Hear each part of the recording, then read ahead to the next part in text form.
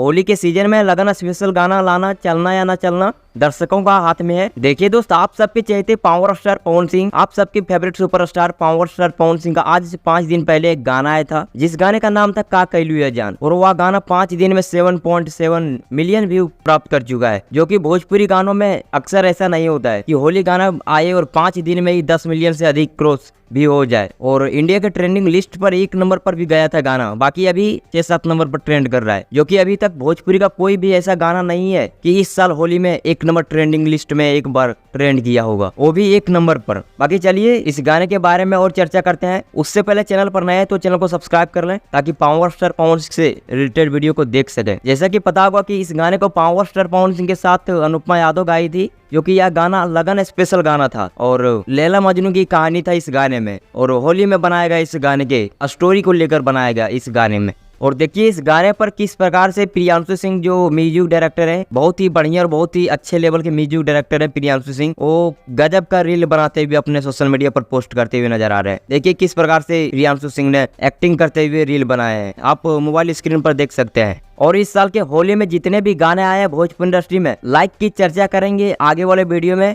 आप लोग क्या कहते हो कि इस साल के जितने भी होली गाना है उस सारे गाने में लाइक सबसे ज्यादा किस गाने में है, उसी पर विशेष वीडियो लाऊं या नहीं, आप हमें कमेंट में बताइए। उस गाने को सुनने के बाद आपको कैसा लगा, अपना राय कमेंट में बताइए। बाकी मैं मिलूंगा किसी और नए वीडियो, तब तक के लिए जय हिंद।